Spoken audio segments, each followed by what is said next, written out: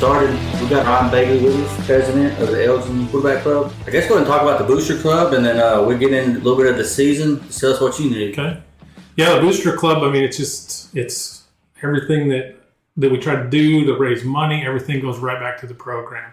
All sports are the same way. I mean, the school only has so much money to spread out against, through all the sports. And so the Booster Club is just a way to try to supplement that, especially for football, and get involved. I mean, it's like this big hurdle. You really don't want to get involved. Right. Then once you do, then you just want to participate. This is the way it was for me. Then you just want to participate in everything. You just want to help out and be a part of it, especially now with the boys near the program like it is. Yeah. It's just so exciting and electric all the time. And like, who wouldn't want to be a part of that? But that's the biggest deal is fundraising. Just trying to get funds for equipment, meals, anything the boys need or the coaching staff need.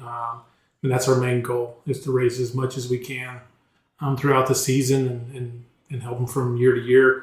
I think this is probably the third or fourth year. It's just progressively gotten bigger over the last 3 or 4 years.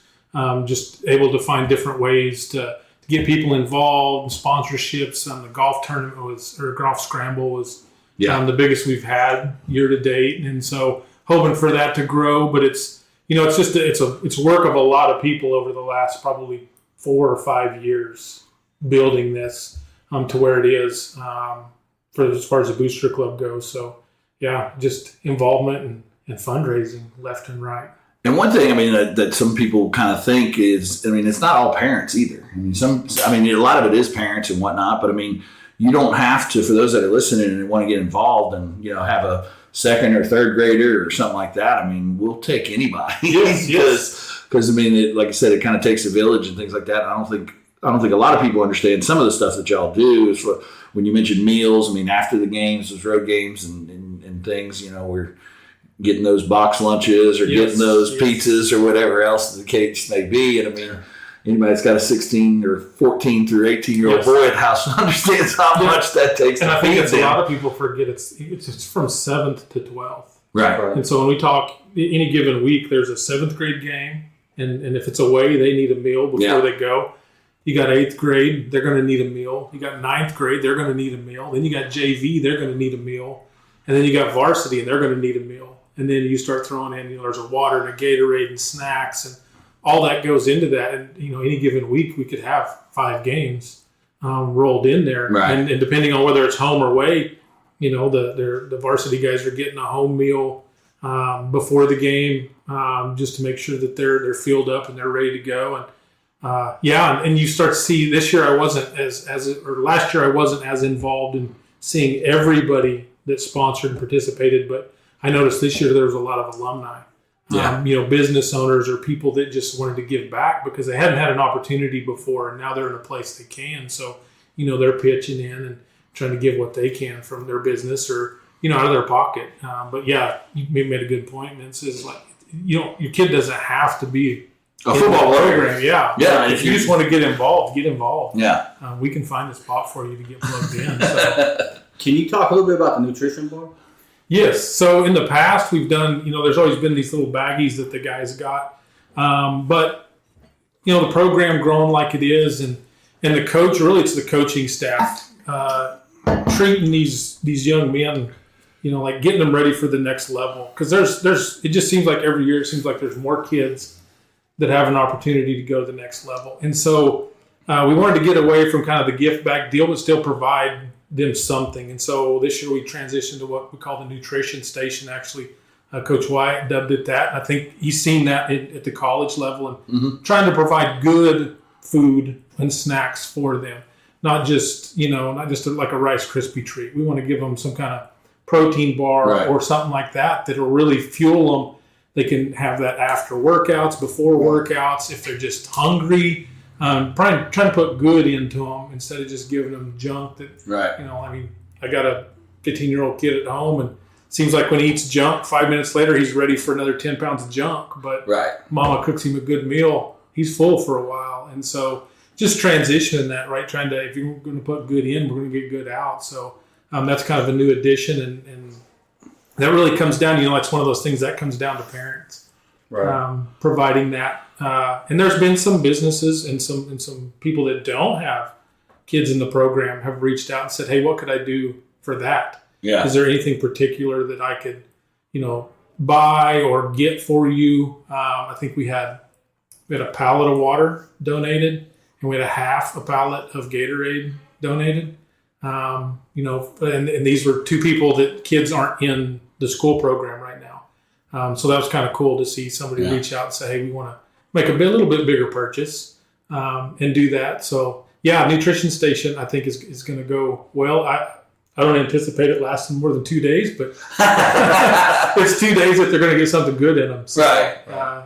Well, we talked a little bit last year kind of about some of I think Coach Hill talked about it with the peanut butter and jelly, and like I said, coaches kind of did that. I know Mike Meyer kind of helped out with that some too, and some other parents. I can't think of some of the other parents, but it's just kind of a step up from it. I mean, peanut butter and jelly is great and all, but like you said, and once you start getting into that nutrition side of things, that's when I was playing college ball, after workouts, we had things and things like that. And it's just kind of getting, like you said, kind of preparing them for the next level. Like I said, because high school kids are high school kids. So at the end of the day, they're going to, a lot of them drive and things like that. They're going to stop at, if we don't give them something, they're going to stop at Brahms on the way back and some of that stuff. So like I said, putting that good fuel in will only help with cramps, will help with those workouts and things like that. So that's a big part of it. And that's awesome that you guys are like I said, even in the last 2 days, it's 2 more than we had. But and I have a feeling somebody will still kind of pitch in and get some stuff going once they kind of know about it and hear about it and things like that. And like I say, it's been, the kids have had stuff for years. They've been getting stuff. We're just trying to change the look of it. Yeah. Let's just make it more nutritional. Let's make it more value add for them. And so they get a little bit more out of it. Maybe it sticks in their ribs a little better. I know for the away games, the meals y'all get for the football players, I know they appreciate it. I know the coaches do as well. Y'all really do a good job with that, so we all appreciate that. All right, so let's get a little bit more into football here. Raised in Elgin, played football for Elgin. Yeah, I'm not a lifer in Elgin. I moved in '95. I moved here when I was 14. Okay. So I got to play 1 year where I come from, where I was born. I got to play 1 year there, and then we moved here. And, it's a whole different world. I come from a little bitty town out in the Panhandle, and when we moved here, I really thought, it's the first 8th grade practice. We were at elevation up there, and we get down here, and it's humid, and I literally thought I was going to die. And then I couldn't believe the size of some of these guys. I was really questioning. What town did you grow up in? Boise City was a little town. Yeah. And so when I moved here, I remember the first practice. I remember seeing Vidal McCracken, Chris Keith, and I remember there's no way those guys, and they were great ahead of me. I'm like, there's no way those guys are 9th graders. They can't possibly be 9th graders, But moved in, at 95, we moved in and we had to wait a week to get into our house. And so we stayed in a little hotel in Fletcher. And I knew no one, absolutely no one. And I still remember this day, Miss Mattingly was the counselor. She took me down to the room where all the 8th graders were, which is now it's the little white building, whatever that's called, at the front of the school. I don't even know who's there. From the 6th grade building. Yeah, that's the 5th grade building. Yeah, that was like 7th and 8th grade. Okay. The entirety of 7th and 8th. Okay. Yeah. So I remember walking in that room, and she introduced me to her son, Micah, Luke Beckman, Kyle Newsome, Freddie Stevens. And that was my first interaction with anybody from Elgin until we made it I think it was 4th hour football. And then I caught heck. Because I'm new kid on the block. Yeah, I'm trying to prove myself, and it's every rep I'm trying to put out. Like, I want to be first in line. I want to be I want to get my shot to play. And so them guys that were a year older than me, boy, I caught it for a year or so from those guys. But they took me in like those guys. I think I practically. This is kind of a joke.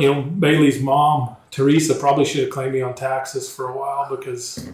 That's where I was constantly. My mom would have to call and tell me to come home because that's who I ran with. But yeah, proud to be an Owl. Always have been. There was, our program's not as old. I came to the little school I came from. My dad I remember I have a patch off his letter jacket from 1963. He's an all-conference running back. So when I got here, they're like, we got football in mid to late 80s. Right. I was really surprised. I couldn't believe that. I thought everybody had football since the beginning of time. Right. And that was a little bit different. Yeah, that when we started this podcast last year, kind of started getting understanding some of the history and stuff. Yeah, it was kind of like, wait, what? Because like you said, I mean, you kind of you don't think about the school's too small or whatever the situation was. That football wasn't around, but we're definitely glad it's here now. Yes, for sure. So not only you also have a kid that plays. Yep. But I want to talk before we get into that. Well, we can get in at the same time, but your coaching background too, because you've done a lot with the youth, and then that youth team that you coach is now sophomores, right? Yeah. So I got tricked into it. My own So I most little league coaches. Yes. It was my own fault because I told the wife when we started HUD, I don't remember. I think he was like 5. Like they were at the age that you had to teach them how to get up because they couldn't. Their helmet was too heavy, so you had to teach them how to roll over and then get up. And it was the very first practice, and I already told myself I'm going to get too into it. I'm going to get too passionate about it, so I'm going to be a dad on the sideline. And I remember sitting there. It was where all the little kids practice now behind the Little League baseball field behind the tin fence. And I remember sitting in my chair, and I remember the guy that was the coach then. He told his buddy, he said, just take the bigger kids down there and teach them how to push on each other. And I got right up out of my chair and headed across there. And I could hear my wife in my ear. She was like, I thought you were just going to watch. I thought you were just going to watch, So I got up because I couldn't stand that. I just couldn't, that is not the type of football I was taught. It was like you win the game in the trenches. Yeah. And so I was like, this, you can't start them out that way because they're not going to like it. So that's how I got started in. Because I told the guy, I said, listen, I'll coach the big guys. I don't want anything to do with the guy that runs the ball, throws it, hands it. I don't want none of that. I'll teach the guys in the front. And it just so happened he's one of the bigger kids. Right. So he's one of my kids. And then it progressed, and I ended up coaching with George Tadnip, and me and George coached together for a while, and then me and Bubba coached together. And it was, I don't know, coaching is a blast when you get into it, but it's also like as a dad and a coach, you kind of got to gut check yourself. Like it got to be, I think, 4th grade, and a lot of those boys had played together for a while at that point. It got to be 4th grade. And my biggest worry then wasn't, I didn't start to think about winning games. My worry was, am I going to say or do something that causes one of these kids to not ever want to play again? Yeah. And so I really started to change the way I looked at it because I had to keep myself in check at home too. I had to be Hudson's coach at practice, but his dad at home, and try to separate that. You probably deal with that too. No, it's a fine line. I mean, that's one of the hardest things. I had a big lesson I had to learn when I was younger coaching is how to approach that because unfortunately, your kid has to live with you. Yes. You know what I mean? So I think so many parents get, and I would catch myself in moments just so into the game and excited for it, and just maybe a little bit too much energy. But at the end of the day, like I just couldn't live with myself of a kid. If I found out a kid quit playing because of the way I treated him or something I said to him. I always thought I had a boss years ago that said, you don't have to treat everybody the same. You just got to treat everybody fair. Yeah. And I really took that with Little League because you got kids that are super fast and you got kids that aren't. You got kids that are strong and kids that aren't. Well, you can't expect the same result out of the kid that's fast versus a kid that ain't so fast. Right. But you can expect hustle. Right. So, as long as they're hustling, I'm not really worried about how fast you got there. I'm just worried that you strained your gut to get there. Yeah. But that was where Little League, and then it got to be just an addiction. And really, I had a buddy I worked with, guy who lives up in Anadarko, and he coached Little League before his son got old enough. And I used to tell him, like, where do you get out of that? I couldn't believe he coached it until I started. And then I realized I get it now. Yeah. Just to watch kids that are scared to hit, and it might take a year or two to turn in that kid's a heat seeker. Like he's coming to upend somebody, and he's just reckless abandonment, just take somebody's head off. And you think back 2 years ago, he would turn and run from the ball. And now he's dangerous. You got to tell him in practice, like, hey, that's your buddy. Don't hit your buddy that way. Wait till game day. You know, Right. So yeah, it was definitely addictive. The little league sports, and it's I think it's that way with everything. You get to watching any of it, wrestling or baseball or basketball, and you get to watching these kids and you see them change. You know, like especially if you're coaching, you'll be a part of it. Like you can't wait for practice. You know, I can't wait for the next day that we're all going to meet up and do that. So. Yeah, it was definitely a blast when they were growing up. I mean, there's a lot of them, that whole sophomore class, to see them change. Some of them not knowing anything about football, and then by the time they started going into seventh grade, like they're starting to understand where they fit their position, what they're supposed to do. And a lot of that was the coaching staff. We tried the 2 staffs before Coach Wyatt and his crew got there, to try to get some kind of connection with school ball. Like, what do you guys run? What do we need to be teaching? Right. You know, we got nothing out of those guys. But the first time we asked Coach Wyatt, they asked us to the field house. And literally, with all the Little League coaches, I remember Coach Castro sending, like, PDF, the entire playbook. And I'm like, I don't know what half this stuff is. Because there's lingo all with it, you know, so really, it was then like, okay, break it down. What's the basic stuff that they need to know when you get them in 7th grade? Right. You know, and what's just like, give us that. That's what we can start with. And that's what we started with in 5th grade with them. So 5th grade, 6th grade, they already knew, you know, dive right, dive left, and outside right, outside left, and counters. And then in 6th grade, we started the passing stuff. So they had already known. The kids had played it for 2 years by the time they hit 7th grade. Well, that helps a ton, too, by the time they get to that 7th and 8th grade level, and it helps those coaches out. Yes. And I think it's a big thing, too, now.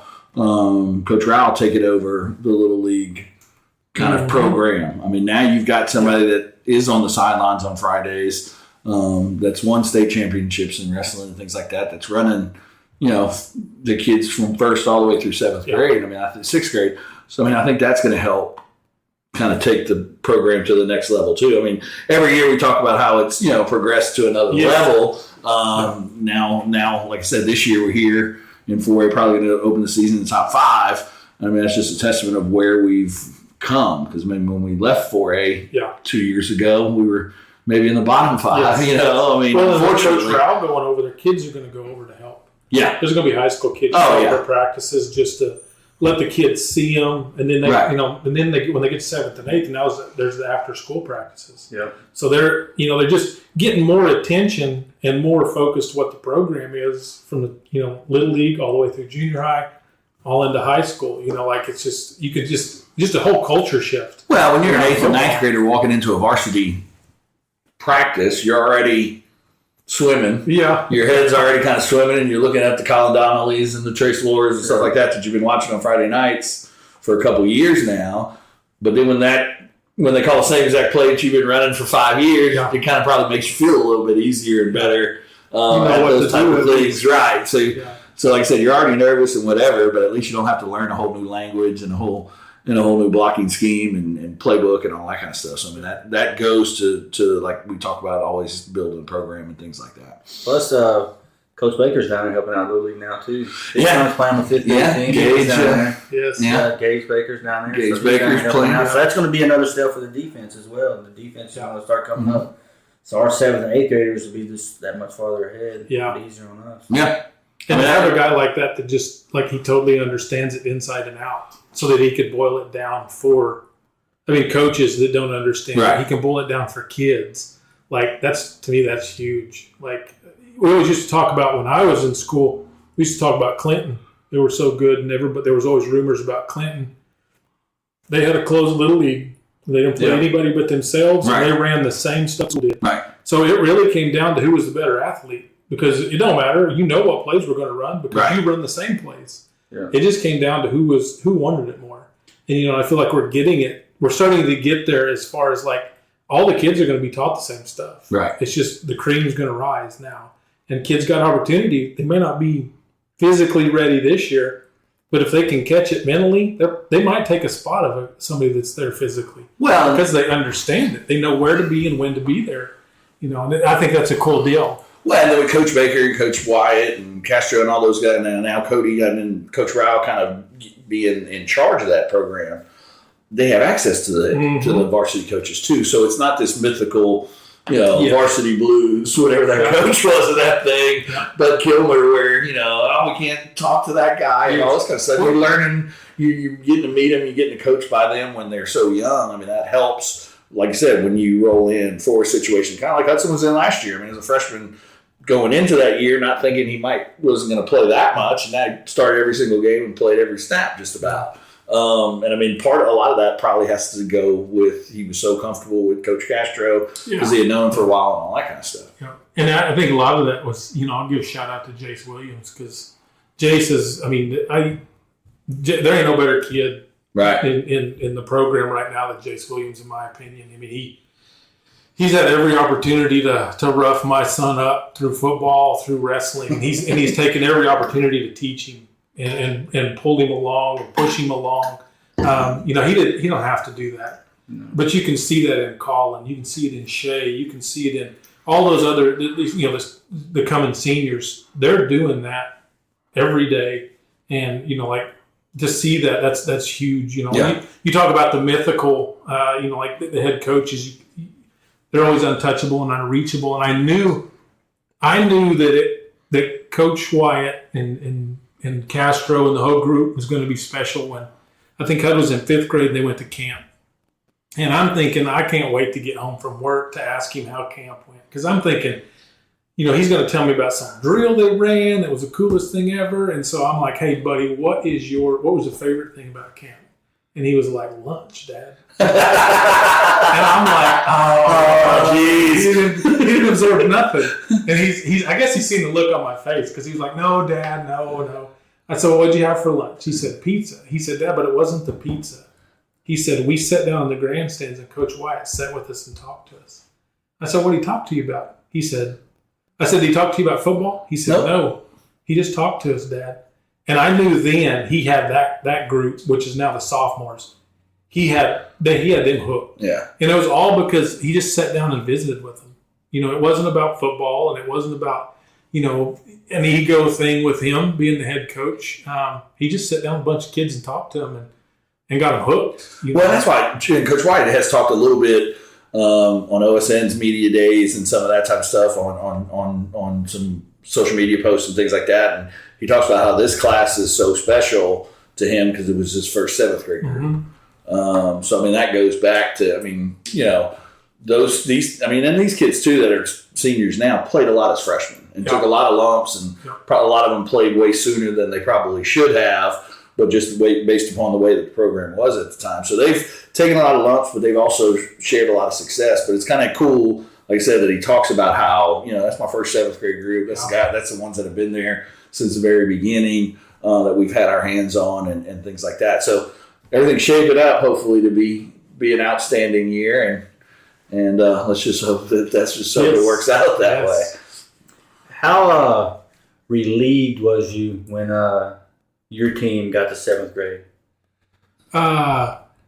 There was a relief because now, there was a relief because I felt like I'd done the best that I could do with trying to get them to a point that the coaches had something to start with. At least the kids knew the plays. Yeah. But then it was the relief immediately went to not panic, but more how are they going to handle the coaches? Because they're going from little league to school ball, right? And so little league, it's just a little different atmosphere. It's it's a little bit more laid back, and you have this time slotted. And at that time, when they went in the 7th grade, it was they got that one class period, and that was practice. And so how are they? My worries were some of the kids that maybe needed a little extra attention. Yeah. Are they going to stick with it, or are they going to fall out? Are they going to decide this is not for me? Maybe but just because they felt it just wasn't maybe they enjoyed Little League more. So I was worried for some of the kids that I knew. There was kids that they didn't have the body for football until they hit 7th grade. Yeah. And then they start to grow and they get bigger. And I'm thinking, man, this kid is just now all that stuff that he's been learning the last couple of years, he's going to get to use it now because he has the body for it. Yeah. So then it was a worry that like they would not capitalize on that opportunity. But for the most part, I mean, most of them stuck around. Most of them still love it. Yeah. They want to play. I think most of the kids are struggling going into high school. We're at a point where we need to be, where we shouldn't need freshmen for varsity. Right. But it's never been that way at Elgin. And so I think there's kids out there that feel like, well, I'm a freshman and I'm not getting any playing time. I must not be any good. Well, right. Yeah. I mean, that's the way most programs work. I mean, most of the upper echelon programs. We're at a spot now where it's not about. 4 years ago, it was about just putting healthy bodies on the field and whatnot. But now it's about building a program and next man up and some of those type of things. And that's Coach Trummer and I talked. Wyatt and I talked a little bit last night about kind of the first day of practice and whatnot. And that was kind of the thing. Like some of the young kids don't get it yet, but he said it was fun to watch those juniors and seniors kind of pick those young kids up because those young kids got to understand. I mean, you might not be playing now, but you're one snap away. I mean, Hudson learned that last year. I mean, he was thinking he was going to be that swing sixth lineman, and one thing led to another, and now he's starting every game and did damn well. But yeah, I mean, that as a youngster, that's kind of with the mindset that you've got to go in there. If you're a backup, I mean, it might not be where you want to be, but at the end of the day, you're a helmet falling off during the middle of the game, and now you got to go in there, about an injury away from being the starter for the rest of the year. So you got to take that and understand that and know, you're just one snap away and it might from be, being there. I always tell, I would tell Hudson before, it's before the start of the freshman year, it's like, you're 2 or 3 practices away. Yeah. You put 2 or 3 together and as scout team, and now you get noticed. Yeah. Not because you're the starter, but because you're the scout team. So now you're going to get a chance. Yeah. Coach is going to say, hey, let's just rotate him in and see what he does. Let's see what he does against, on the starter side of the ball. Let's see how he reacts with the guys that are real fluid and they can do it. It's a one play, it's a couple practices. Right. And if you're just practicing the practice, like you're probably never going to get that shot. If you're practicing to hone the skill, you're ready.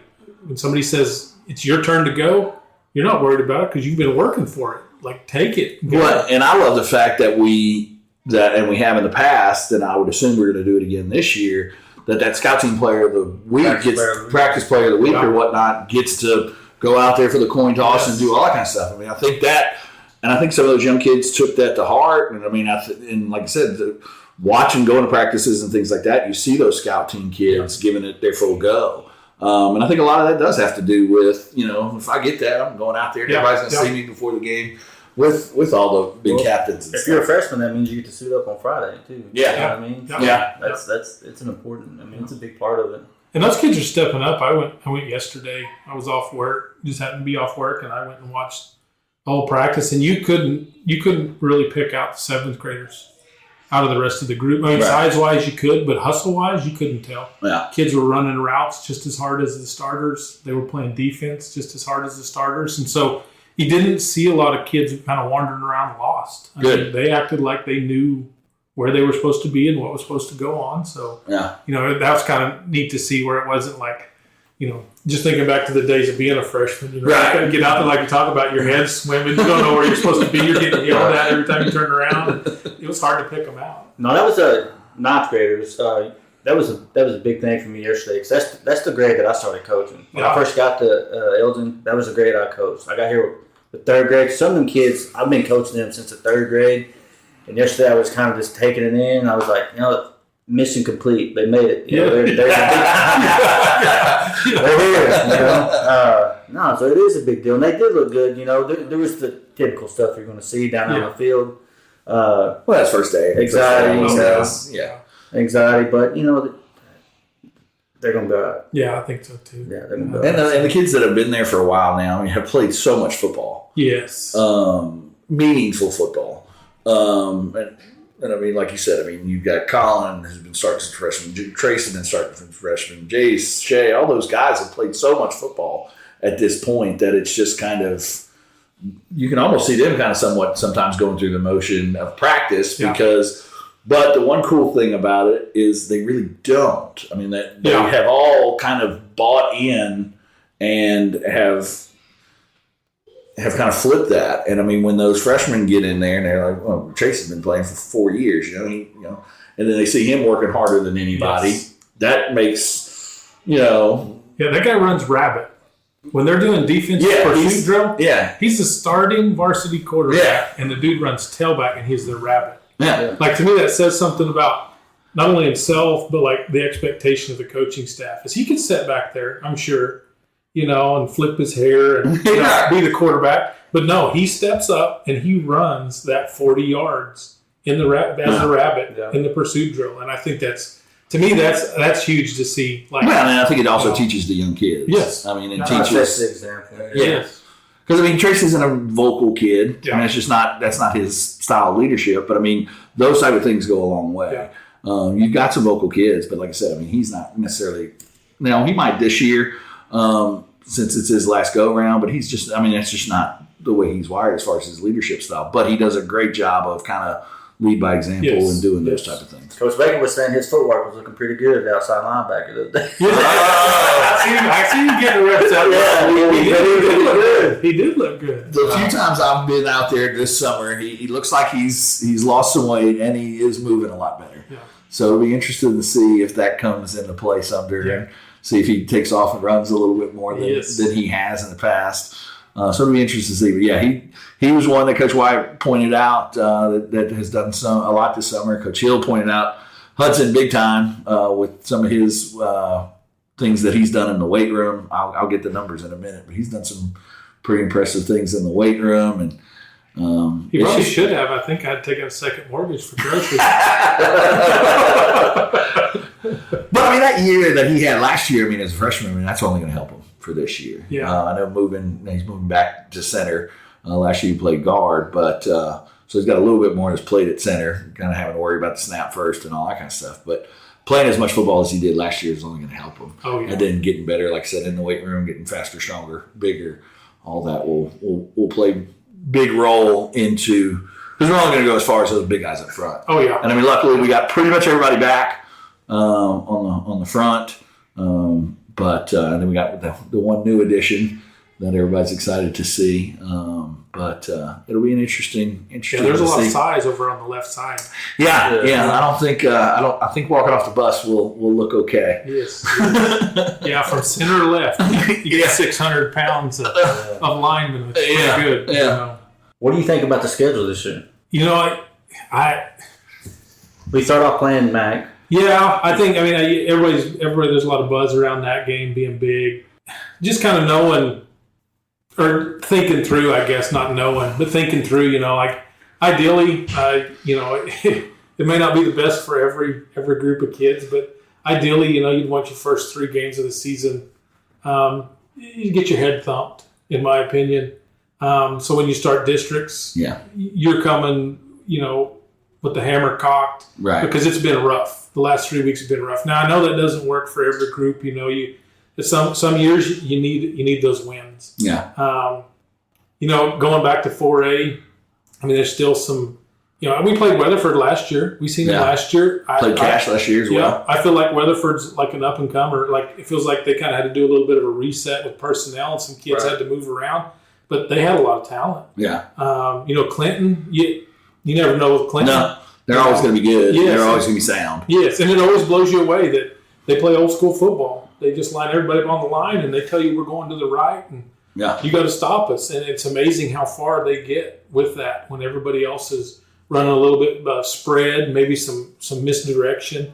Cash is always, it's a huge rivalry, has been for a long time, which blows me away because they weren't when I was in school. Cash was just somebody we wouldn't beat up on. But you just can't tell anymore. I mean, the kids grow from one year to the next. Yeah. And every team is different. Yes. I mean, they might have the same exact players for the most part, but every team is different. Every year is different. So, I mean, that's going to make a big deal. Yeah. Having MAC first, I think, helps Yeah. Because it's kind of turned into a pretty decent rivalry.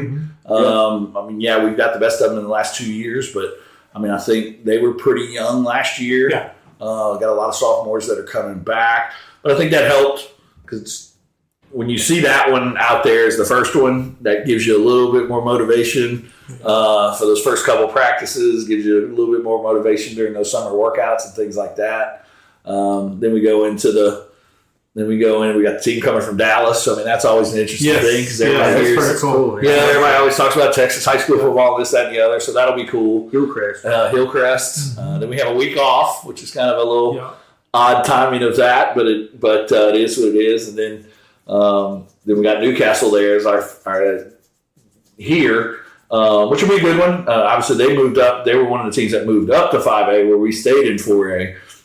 Then you got the district there with 4A, starting with that first one out in Woodward. But I think some people are, y'all moving to 4A, we're so good in 5A.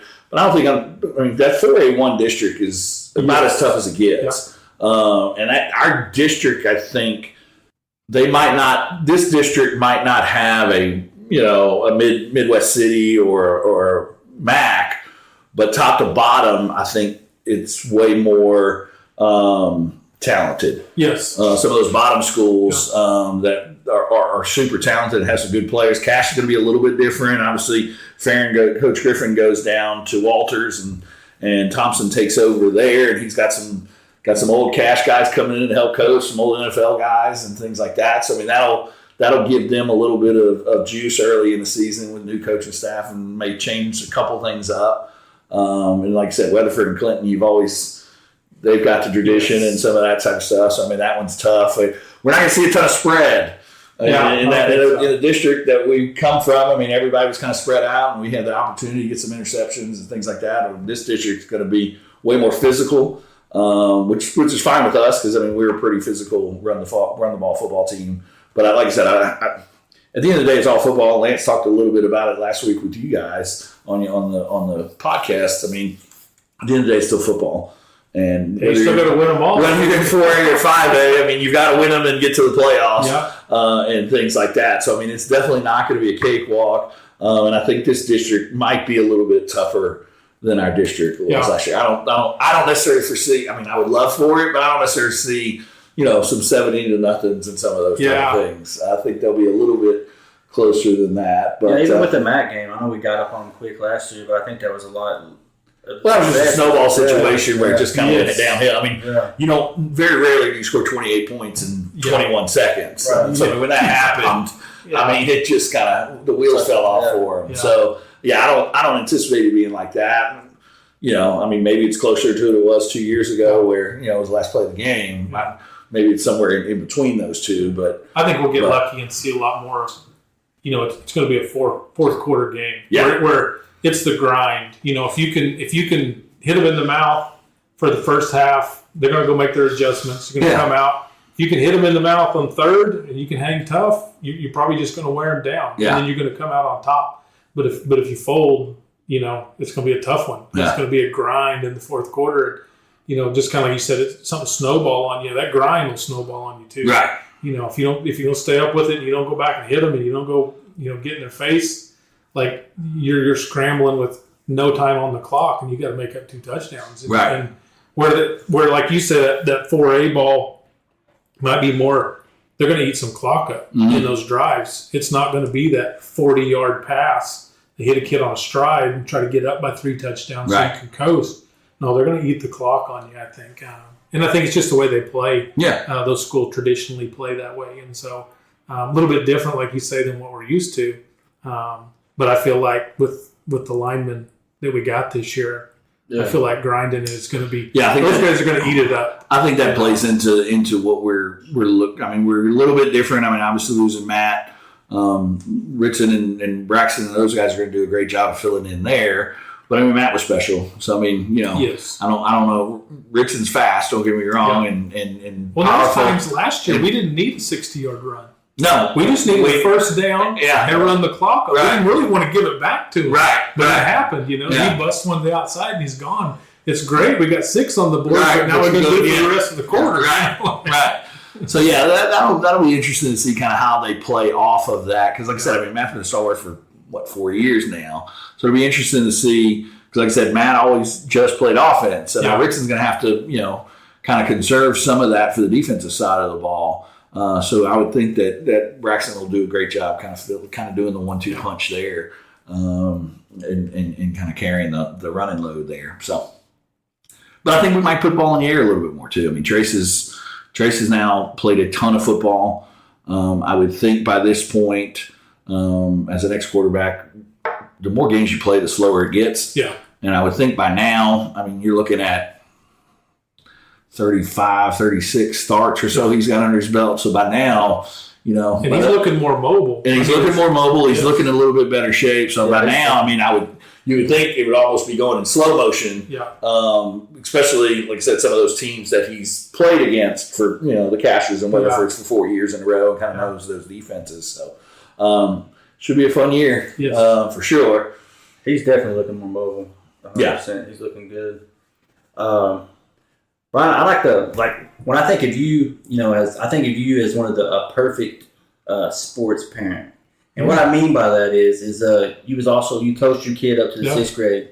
Then you had the ability, and I think it's one of the worst mistakes a parent can make is once their kid gets to like middle school ball, they don't want to let the reins loose. You know what I mean? They don't want to let the coaches coach. Yeah. I think you're a perfect example of letting the coaches coach. Yeah. And your kid is reaping the rewards of that now. What's your thoughts on that? I try to be. I don't know what they coach them. So for me to watch the game and say, oh, you should have done this technique or something. I don't know what Coach Castro teaches you. Right. And I don't want to know. That's between him. I told him going into his freshman year, I was trying to prepare him for not getting a lot of varsity time and telling him, things like, if you have a question with your playing time, you need to go talk to coach. Yeah. I'm not talking to coach. Like, I don't play. I don't have any skin in the game other than you're my kid and I'm going to come watch. But if you have a question, even if you feel like you're not getting very many reps, go ask coach. I said, but I'm going to warn you, you got to be grown up enough. You got to be man enough to listen to what he says. Right. Because what if you go ask coach, hey, how come I'm not getting that much playing time? And he's honest with you and he says, well, I think you lollygag around. You don't give your best effort. Are you going to be able to take that? And so, that's what I told him going into it.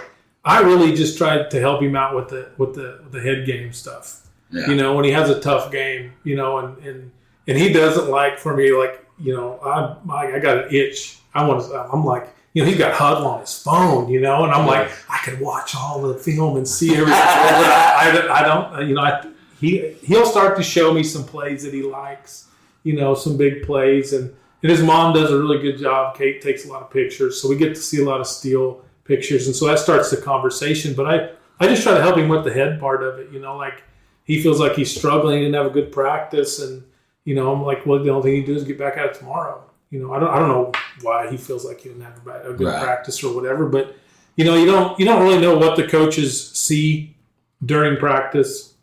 Maybe kids don't hustle. Maybe kids don't step up in the front of the line. It's hard to say. So I just try to help him with his game, with his the mental part of it, and just try to prepare him. Telling him don't get lazy, don't get lax, and think hey, I'm a starter, I'm there. Like somebody could take your spot. If you want that spot, you got to work for it every day. And I just leave the coaching to them. So they're the ones that get paid to do it. Well, I love what you said about having him go talk to the coach in that situation because 95% of the time the kids know. Yeah. The kids know who should be playing and who shouldn't be playing, and the kids that aren't playing borderline know why they shouldn't be. I mean, they might not tell that to mom and dad. Yeah.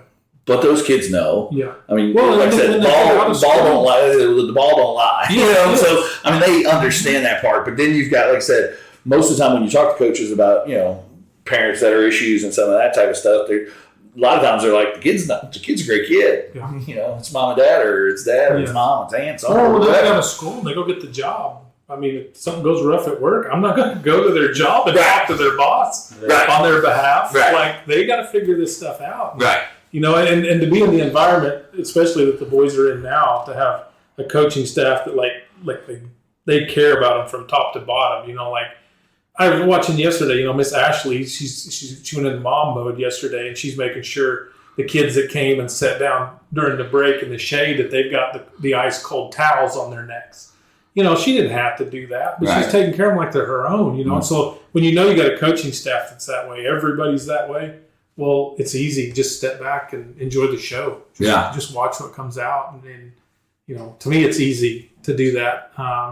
If I always feel like if you think you know more, then go be a coach. Suit up, go qualify. Throw your name in the hat and see what happens. It's a different ball game when everybody's looking at you for the answer. And I think our coaches do a great job of when everybody's looking for the answer, they've got one.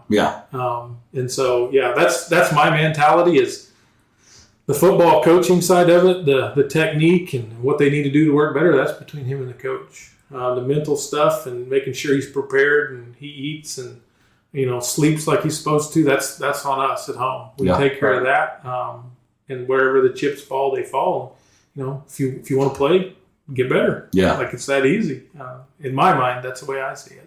Yeah, but I mean, like I said, that great way to kind of lead into that question, Derek. I mean, because there's a lot of parents out there that aren't that way. We love our kids. We all think they're the best thing since sliced bread. Luckily, here we've got a good mix of parents. We got coaching staff does a great job. I mean, we talked about it a ton last year when we had the coaches on how awesome our parents are and things like that. So I mean, and that's part of building a program. I mean, that's part of what Cody's did. It's part of what Coach Ryle's going to do with the Little League program. He's going to start coaching the parents just as much. I mean, last year going to the first and second grade games, that Cody was coaching that team, and my wife was coaching the cheerleaders, so we were at all those games.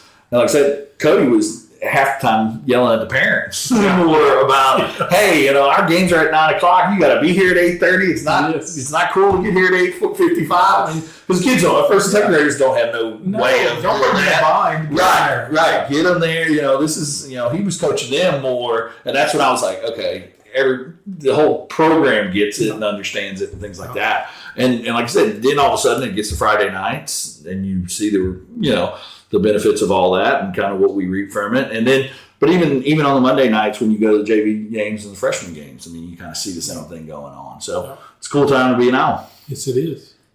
100%. I touch on what you was talking about earlier. At a young age, I feel like that's where the parents kind of mess up because they talk about like playing time and stuff at a young age. You talked about just wanting the kid to play, to have fun while he's out there. And I feel like at a young age, that's how the parents mess it up because they start talking about playing time, and 90% of the time, the kid's having a blast. He don't care about yes. But if he sees you getting excited about it, he's like, oh, crap. Well, and sometimes kids, you play certain teams, from the time they start in Little League all the way through, there's certain times that I felt like as a coach that I couldn't, in good conscience, put a kid out there to play that position because of what he was up against. Yeah. Like, I remember we had a kid, and I'm not going to say his name, but they've moved on. They don't live in Elgin anymore, but this kid could run. And when he came to the first practice, this is 3rd, 4th grade, he's a little specimen of a guy. I mean, he was chiseled up, and he could run like the wind. And I thought, boy, howdy, we've got a guy here that's going to run the ball. Right. All we got to do is make sure we block, and he's going to score touchdowns all year. And he got hit about second game in, and I mean, somebody hit him hard, and he was scared to run the ball after that. And his parents lit into me so bad about how come I wasn't giving their kid the ball, and they were starting to talk like I was just singling him out. So we were at a game. And I did it for Dad's sake, really. They're in the stands. They sitting up on the front row, and they've been yawing at me all this way. And I turned to Dad and I said, "I'm calling your son's number right here. This play is for your son." And I signaled the play in, and Boleto gives the signal, and this kid he takes one step out of the huddle and shakes his head no at me because he had already he'd been lit up in that game. And what Mom and Dad didn't see is he didn't want the ball. Right. And that was the worst place for him to be, was the ball runner at that time. Right. He ended up, they've moved on, he doesn't play football anymore. Yeah. the pressures of, I mean, he was fast.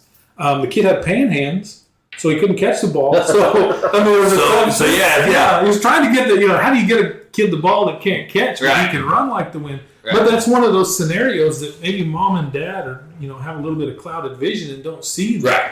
He doesn't like the contact right now. There's kids out there that, that if we go back to when they were little, I could tell you they didn't like to get hit, and you see them now, you tell me, Oklahoma drill. You say you're a liar because this kid is nailing people in 9th grade, JV, and varsity. He's smoking people out there. Yeah, Oklahoma drill makes more basketball players than any other drill out there, and I mean that's just the way it is. And I to kind of piggyback off that, I tell that to like some of the 8th grades or kids that are seniors. I mean, you run into some parents every now and then, and they'll say, "Oh, you tell me about this, that, and the other."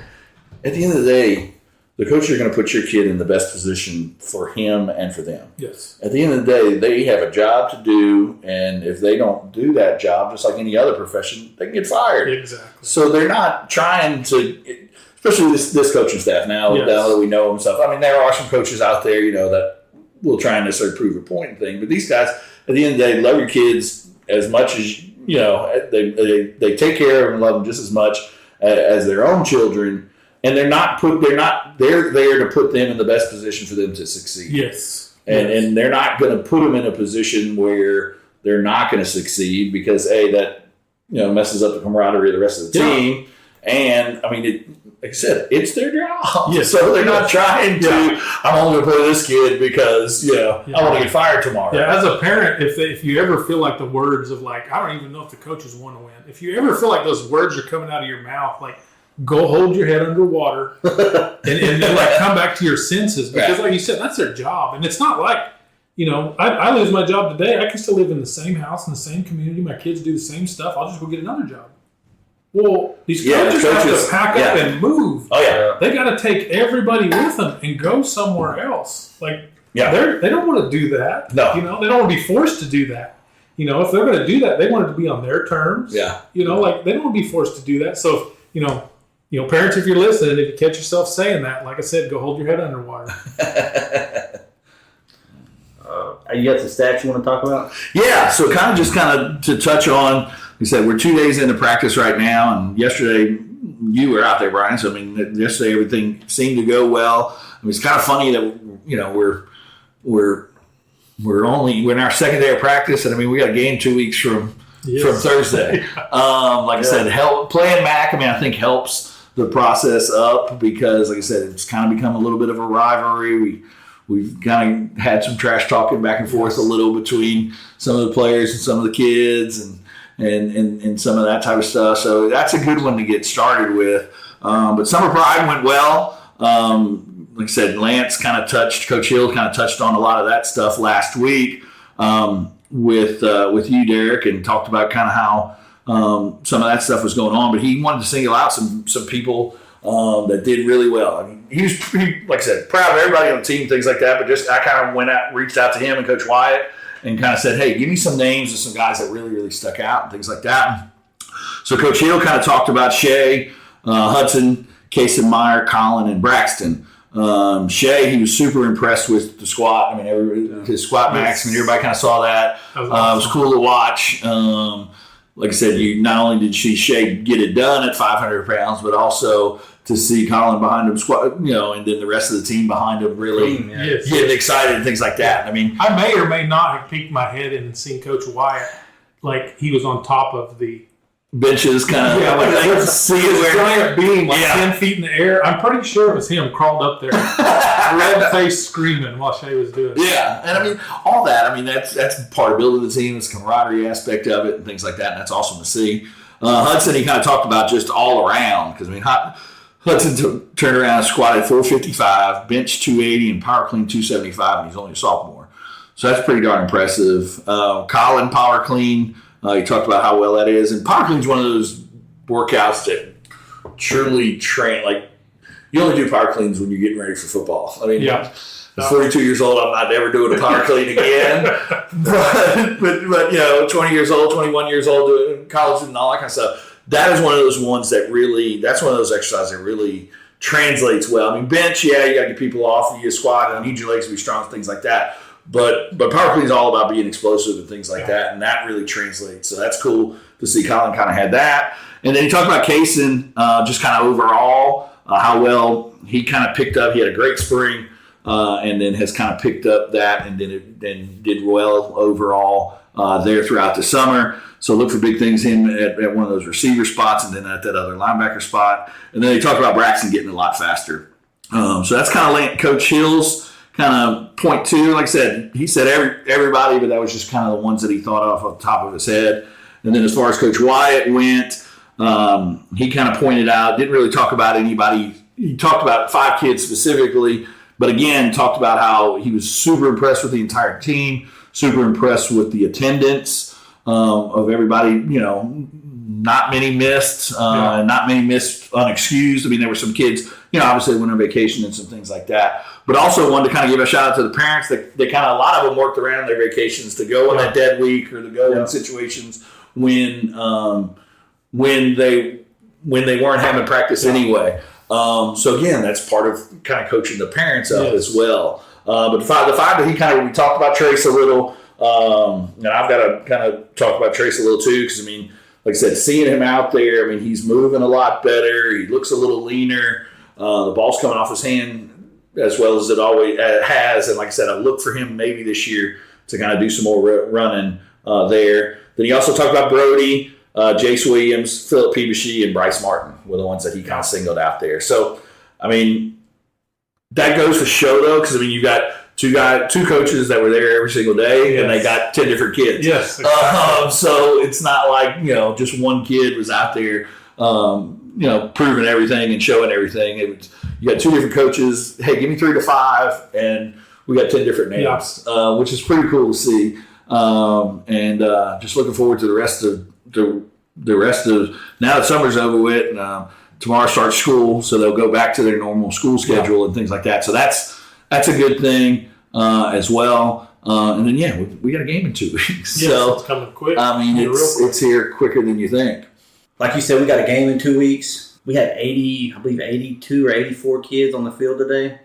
That's awesome. That's crazy. Mm-hmm. You know what I mean? And all of them are excited to be there too. You know what I mean? They've been grinding all summer. Oh, yesterday when they came out of the locker room to start practice, like it was like coming out for a game. They were, the doors kicked open and there was hollering and whooping, and I'm like, man, this is day one of practice. They ain't got pads on. Yeah, well, there's nothing like day one, because there's some workouts they were wound up. But once you're able to get the football back in, I mean, they were in shorts and t-shirts yesterday, so not much hitting, but. And then it's a whole other ball game 2 weeks from now when you get to hit somebody else for the first time. Next Friday we've got Bethany and Guthrie coming here, so that'll be a good test too. I think so. Yeah, that'd be good. Those, like I said, Coach White talked a little bit about it on the OSN media day deal. Those sometimes are a little scary because you're 6 days away from your opening game, so I think you'll see some vanilla stuff and whatever, but you'll probably see some young kids get a bunch of action there. Just to kind of see who might be that 6th, 7th lineman, 3rd or 4th or 5th kind of D lineman. Because you know what you're going to get from Jace and Shea and Hudson and Trace and Ritson and some of those guys. So look for that scrimmage to kind of see some of those newer, younger kids kind of get a little bit more playing time to see what happens there. No, like I said, the kids are excited to be there. Like you said, they was hollering coming out yesterday. Called to bring them in. I don't know if you see it, but I got ran over. I'm getting hit. Like, oh crap! I gotta get out the way. So it's a great time to be in now. Yes, it is. You got anything? Final words? No, I just throw a plug to the Booster Club. If you want to get involved, you don't have to have a kid in the program. Come to the meeting. Right now, they're every Tuesday, 6:30, high school hospitality room in the high school gym. We can find a spot for you. We can plug you in somewhere. Once you get connected, and once you get in, you'll enjoy it. You won't regret it. I promise. It's cool to see it. We're not even that close to it. But to know, this little pieces and parts that you do is a part of the big picture of the program is huge.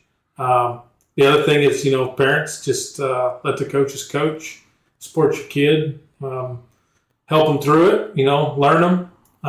They're going to be adults at some point. So think of it as, I always look at it as if this is a job. I tell Hudson, till December, this is your career. Yeah. So treat it that way. You got an issue, go talk to your boss, go work it out, go figure it out. So yeah. So just to piggyback a little bit off of that, Brian. So business owners too out there, that might not have any connections to the program, but have a business here in Elgin or things like that. These guys are always looking for donations, not necessarily just monetary, but like I said, the pallets of water, anything. Just reach out to Brian and those guys, and we're willing to take anything just about. Because obviously it helps the program out and things like that. So business owners, things like that, think about if there's any way that you can support the quarterback club. That'd be great. As far as myself goes, I got to give a little plug because OSN will be there, obviously, for the game Thursday at MacArthur. We're at Cameron. We are currently looking for a computer person. So Clay Underhill is not going to be with us this year because he's got a full-time gig. I can't remember what fire department, but he's moving on in his career and things like that. So if you know of anyone that wants to join us in the booth and run the computer for us, that'd be great. Reach out to myself or Derek or somebody, and we can get you in touch with the people at OSN to get that done. But looking forward to this year. It ended tough last year, not the way we wanted to. If we could have that one, if we play that team 10 times, we'd probably beat them 9. But they got the best of us that night. So it's kind of one of those unfinished business things kind of all year. Got a great group of seniors that are coming up. Like I said, Coach White, super excited because that's his first 7th grade group. So a lot of football these kids have played, and we're looking forward to the year. I think it could be a very special year if we handle business and stay healthy like we have the last couple of years. But doesn't matter if we're in 5A or 4A, you got to play, and you got to play up to that Elgin standard that all the coaches always talk about. If we're gonna make some noise and do something here in 4A. Don't worry about the preseason rankings. I'll say that right now because they don't mean anything. The rankings really don't matter until you get one of those first or second spots in your district to get that first home playoff game here. So look for us though to maybe start in somewhere in the top 5, but at the end of the day, you got to go out there and win. Big one against MAC. Got a pretty good, decent preseason schedule, pre-district schedule. So really looking forward to kind of see how we come out in those 3 games. And then, like I said, going back to the 4A1 district, which is going to be a lot tougher than people think. So we got to be physical up front, and I think those guys up front are going to take us as far as we can go. And I would take those 5 up front and before any other 5 probably in 4A. So looking forward to it. And like I said, join us on OSN for all the games. Derek and I will be here for the podcast throughout the weeks. We'll have some coaches, might even get some players this year as well to bring to you. And just looking forward to the whole deal. It's football season is the best season out there. So looking forward to what this 2024 version of the Elgin Owls can do for us. Keep an eye on Dalvin too, the new kid. Dalvin, yeah, he looked good. Yeah, good, man. Keep an eye on him. Yeah, when we can, the next couple of weeks, kind of before that MAC game, we'll start kind of getting a little bit heavier into some of the new kids and some of the players and things like that. But Dalvin's a good one. Loman. The Ant. Yeah. Loman's pretty interesting to watch as well. Like I said, Kaysen is one that played some last year, but I think is going to have a pretty great year. And Brody, I think, is going to really step up at one of those receiver spots as well. But we'll get more in depth with the players and stuff like that coming up prior to the MAC game. And then obviously Big Ant. Everybody knows and can see him from a distance. Yes, so we're interested in watching him play with us.